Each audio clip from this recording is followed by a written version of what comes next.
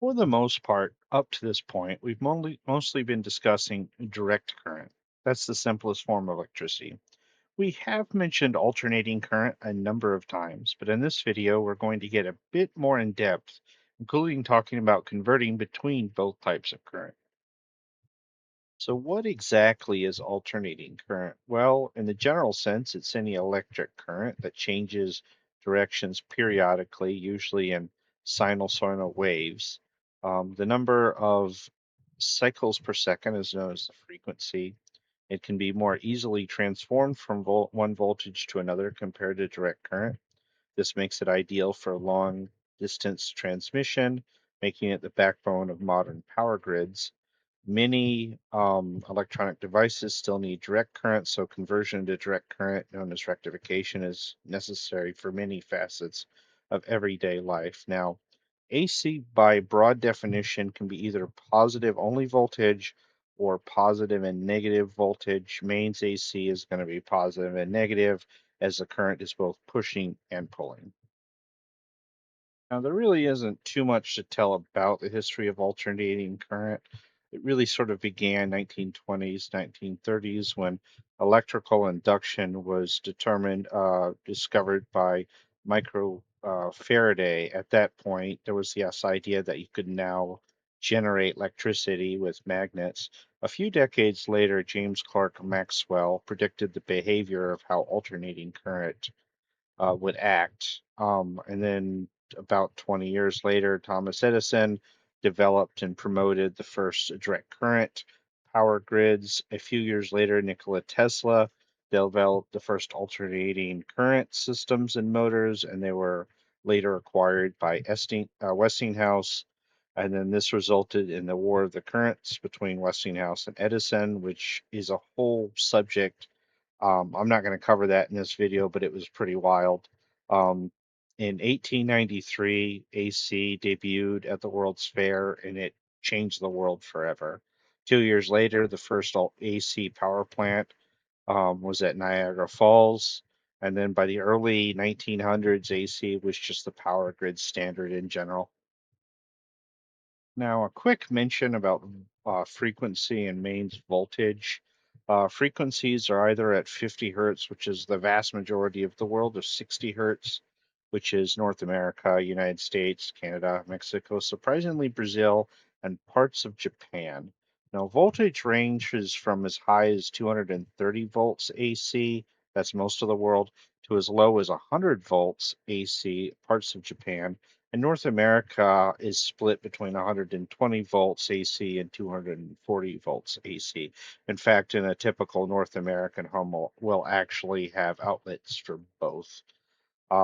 Many devices do have the ability to set frequency and voltage, or at least you've got kind of a choice between North America and Europe.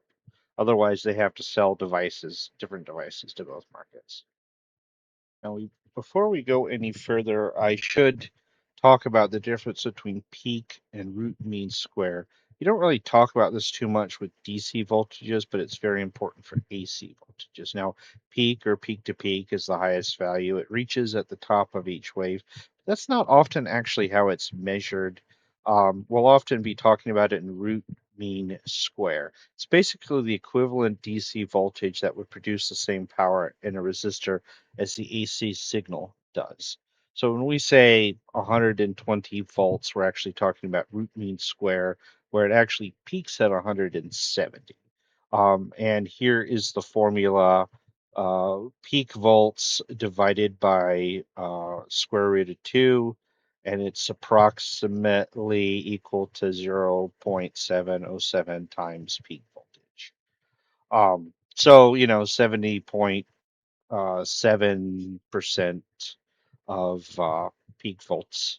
So pretty easy equation. But like with anything, just plug it into a calculator. So I'm not going to go into too much depth here, but AC power generation, how does it work? Well, it starts with the principles of electromagnetic induction. There you have a rotor, a stator, that's the part that stays stationary, and you have some kind of prime mover like water. The turbine spins, the magnetic field rotates, the coils and the stator cut through the field. This induces voltage. Remember when we talked about this in inductors, that wasn't always a good thing, but in this case it is. The polarity keeps reversing, and the result is we have alternating current. Now, the reason we get alternating current is that magnetic field direction is constantly changing back and forth in relation to the coil. They can be hydroelectric, thermal, wind, or nuclear. Not solar, that's actually DC. A series of transformers will get it all set up for long distance transmission, then it goes to substations for local distribution, and finally into homes, businesses, factories, etc. So just a quick comparison between AC and DC. Well, as I previously mentioned, AC is actually easier to transform the voltage. DC was a lot harder at one point. With modern electronics, it's become considerably easier, but obviously nobody wants to replace the entire power grid. Even then, it would be a lot more expensive, etc. AC has a nice smooth wave that alternates, but it is more complex. DC is just a simple, straight, steady line. AC is generated by rotating generators. DC is primarily batteries and solar panels. AC is efficient for long distance transmission, um, but there is a little bit of energy loss with reactive power. uh, DC, though, is best and most efficient for electronics because you're not getting that constant variability of AC. Most electronics can't handle the push and pull with the negative voltage, anyways. AC is really good for motors, incandescent light bulbs, resistive heating devices. This is your water heaters, etc. Dryers, dishwasher pumps, garage doors. Um, Refrigerators and freezers, especially modern ones, use kind of a mixture of the two. Older washing machines when I was a kid, teenager, they used to be purely AC. Nowadays, they're basically computers that wash the clothes for you. Yeah, we live in interesting times, so they actually use a lot of AC, even though they're taking in DC. So they're converting that for the most part. But yeah, with DC electronics, many large appliances will use DC, at least for some individual components on it. And modern washing machines tend to use AC conversion or DC conversion and DC motors. All right, we've moved on to every circuit here, and on the bottom is our AC signal. It's running 60 hertz at a peak of 170 volts. This is important. Versus a circuit, the upper circuit is DC. It's running at 120 volts. Now you'll see on the blue, you'll see it's alternating back and forth, negative and positive, typical of AC mains, keeping in mind that technically alternating current can be positive only, and we technically still have to call it alternating current because it is alternating. Um, but so the first thing to show is root mean square. These values are the same. So peak with 170 AC is going to basically give you the same power through this same resistor as 120 DC up here. Well, let's take a look, actually. Let's see. Well, we'll get amps, I guess. But yeah, we get the same current, even though with root mean squared, we're getting the same thing, both in volts and in amps here. So we're getting 120 milliamps in both. And it's so high because of the high voltage, really.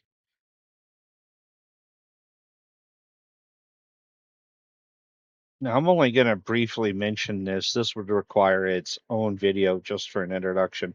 There's a thing called one-phase power, and then there's three-phase power. One-phase power, for the most part, is what you're going to be dealing with. It's just one sine wave, one live AC cycle. Homes, small appliances, much simpler wiring. It's got lower power capacity, and the voltage is coming in pulses of strength. It's going up, it's going down, and there's a section in the middle where it dips to zero, and it's actually going to dip to zero twice a cycle. It's simpler, it's cheaper for a lot of things. It's more than sufficient. There's been arguments for years on three-phase power grids, but yeah, the argument goes back and forth there. Now, three-phase, on the other hand, has three sine waves, each separated by 120 degrees of phase difference. It's used for factories, industries, large motors, heavy machines. The overlap provides for a much smoother strength. It never gets down to zero, as one phase is always present. Much more efficient, smoother, really good for heavy-duty jobs, but the whole system for it and the wiring is a lot more complex. Now, I've mentioned there's often conversion between AC and DC, and that happens all the time in DC to AC. While AC to DC is a rectification, most household devices require DC power and perform rectification, among other things, often in a transformer brick, power supply unit, or even if it's small enough in the plug itself. If you've ever wondered why there's actually something to the plug other than just the prongs, well, this may be your answer here. Now, AC voltage, it enters the circuit. You got diodes, they allow current in one direction. The negative half of the AC is either blocked or flipped. You have pulsating DC at that point. Filters will smooth it out into steady DC. You've got half wave rectification if you're just blocking half, or you got full wave where you're flipping it around. You can use capacitors for smoothing out the voltages, and you can use regulators for stabilizing the voltages. So here in Falstead, we have a half-wave rectifier. We can look at it a little bit more closely in Falstead, but yeah, we've basically doing 60 hertz, 120 mean square here for the max volt. We can actually specify that in max volt. Now the numbers are a little less precise here, but ignore that. Effectively, it's 170 volts max, and then the peak to peak is 340 and 120 root mean squared. So our AC source, 1K resistor, and then over here it's just showing the positive. All right, so here is some really simple half wave rectification. We've got our 170 volts AC 60 hertz signal here on the bottom. It's got our root mean square of 120 volts going through just a single diode. So it's going to allow it to push. It's not going to allow it to pull. So we've got this thing on the top. So we're not getting negative voltage anymore. Now I know it says negative picovolts, but just ignore that. So it's going up to about 169, should be at 170, but let's just say it's 170 volts. Positive, it's not going into the negative. So that's its range. We're hitting half. Same frequency. The root mean squared now is different. 80, so it's basically equivalent to 84.3 volts DC. And we're going through a 1 kilo ohm resistor is our resistive load. All right, here we're moving on to full wave rectification. You'll see that we're taking advantage of both sides of the wave, the positive and the negative. As a result, our frequency is actually twice now. It's 120 hertz, and we can only measure current, one of the limitations here of the resistive load here. But just as a comparison, you'll see that the peaks are twice as high because, again, it's taking advantage of both sides. Actually, whoops, let me not compare that. Let me comparing the wrong thing. All right, yep, whoops, ignore what I just said. There you go. This is comparing current. The root mean square is still the same, 118 milliamps. Just the frequencies twice because it's copying the positive and then it's inverting the negative.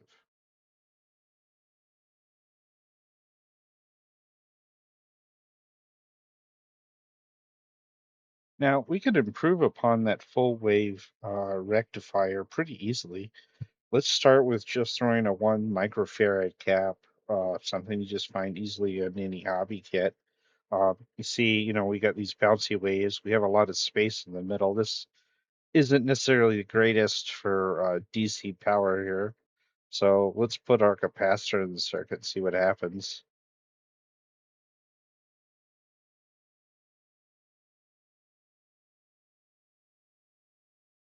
All right, well, it's had an effect. Okay, it's had a little bit of an effect. All right, well, let's bump that up. Let's bump it up to 10. Ooh, yeah, that's had a lot more of an effect. It's looking less like a sine wave and more like a sawtooth now. We're seeing a little bit, a lot less variation here. Let's move this to 100 now. Ah, literally now a tenth of the variation.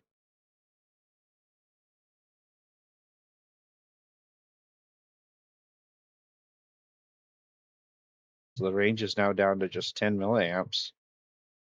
And again, very sawtooth-like. Well, let's turn that to 1,000.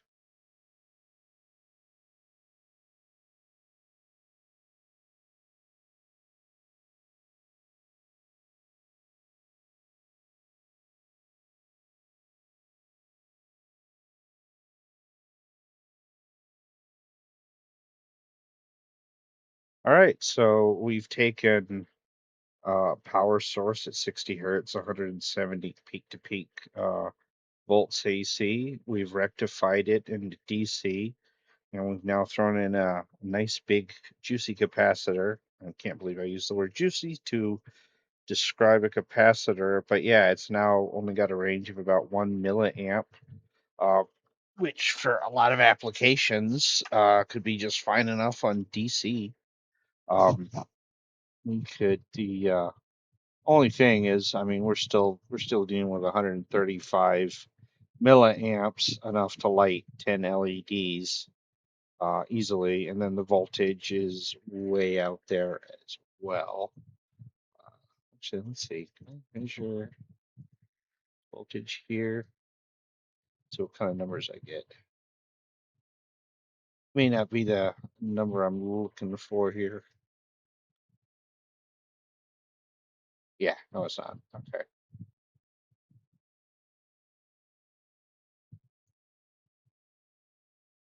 Actually, let me look at this piece right here. Yeah, no, okay, we're gonna get the super problem I really needed on the load itself. Oh well, anyways, so there you go. All right, now we have full wave rectification here, and in Falstad you can have the proper traditional diamond pattern. Left side diodes are facing away from each other. On the right side, they're facing towards. We've got our resistive load on the right here, a 1K resistor. We've got 60 hertz, 120 root mean squared on the left here.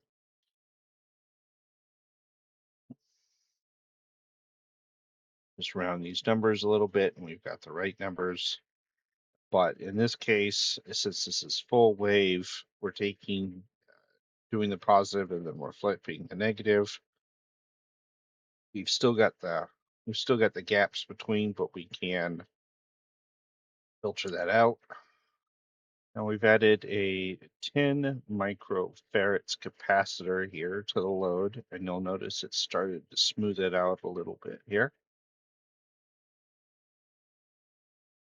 Increase this even further to 100. Yep, you'll notice even smooth it out even more.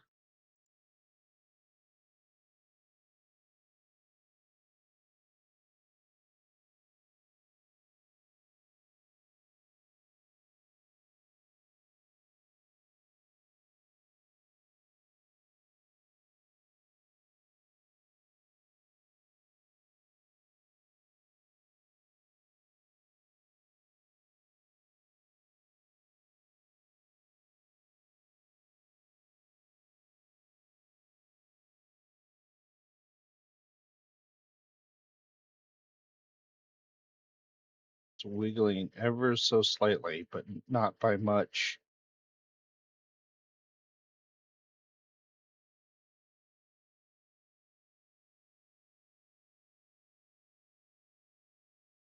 To a point where I think anything we had connected to this we probably wouldn't notice.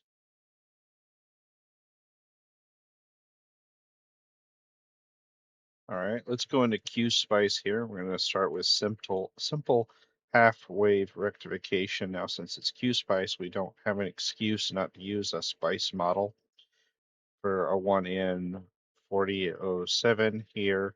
Although for our purposes, well, actually, no, we really need to know 7 because we're simulating mains voltage over here with a sine wave at peak 170, 60 hertz over here. And we're using a 1K resistive load. Let's run this and take a look.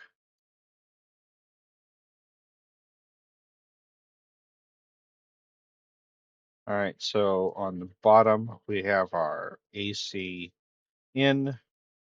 You'll see it going up and down here, 170. And then on the top, we see that it's taking advantage of blocking the negative voltages, but it's going 170 on the peak on the positive. So what we expect with half wave rectification. Now, since we can, I've decided to throw in a capacitor, 100 microfarads. So let's take a look on how that affects things. We already know, to be honest, but let's still take a look all the same. So this has changed things here. It's a lot more smooth. We've still got wiggle room on the peak here, about by 20 volts or so. But yeah, not nearly as much of variation. It's not dipping down to zero anymore. And in some cases, this might be sufficient, to be honest. Uh, a light bulb, like with this variation, it might flicker. It's going to flicker some, but that might be perfectly fine for a basic application. All right, here I've set up a full wave rectifier as a bridge rectifier. Also thrown in a capacitor and a resistor that should act a little closer to real life. So let's take a look on how this works. All right, as you see, it takes advantage of both sides of in. It keeps the positive, it flips the negative, and I have the capacitor that smooths it out. It takes a little bit to smooth out. I want to say about 40 milliseconds or so, but for a lot of applications, this would be perfectly fine. And then we have inversion, that's DC to AC. That's a little less common in a household, but it's often part of power systems. DC power is supplied, usually versus with batteries or solar panels. There's electronic switches that turn it on and off at a certain frequency to shape the output into an AC waveform. Transformers may make further adjustments to voltage. You've got square wave inverters. That might be okay enough for simple devices. Since the AC output in this case is really, really rough, um, modified sine wave inversion, that could be okay now for some home uninterruptible power supply systems, lights, fans, chargers, some small appliances. It's often smooth enough. And then you've got your pure sine wave inverters. Those are good for pretty much everything. And it's what I call nearly as good as regular AC. If you looked at it, you might notice some slight anomalies, but very small. You've got your grid tie inverters. They're all about matching the voltage and frequency of a grid. They're really about, say, tying solar panel systems into a grid. You've got your off-grid inverters. You actually might see these if you go camping, have a cabin, whatever.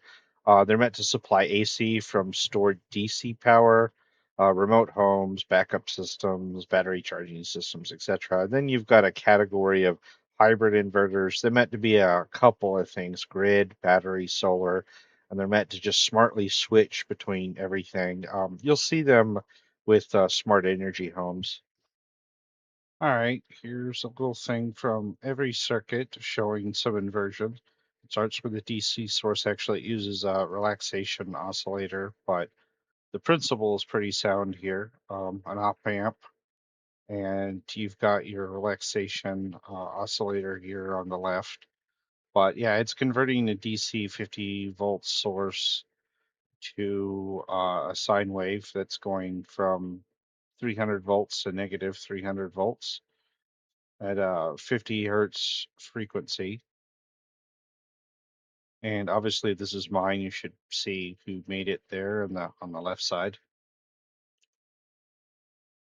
Now, here's just a quick example of DC to AC conversion. It's using four switches and it's using two DC pulses to switch them back and forth, and then it's got a bus voltage. This is just going to produce a square wave inverter, the simplest thing to do. And here you go, you've got constant square waves. So just to wrap up things a little bit with a recap, alternating current changes directions periodically, usually in sine waves. It could be positive voltage or both positive and negative. It has a number of advantages over direct current, which made it the deal for power grids. We talked about AC power generation with electromagnetic induction. We talked about the difference between peak voltage and root mean square voltage and how that's important with AC. Talked about the difference between alternating current and direct current, the advantages of both. Kind of touched on one phase and three phase power systems. Again, that's a topic that deserves its own video. We also mentioned how you're constantly converting between the two, more AC to DC, but rectification, which is AC to DC, and inversion for that's DC to AC. Well, until next time, have a good one.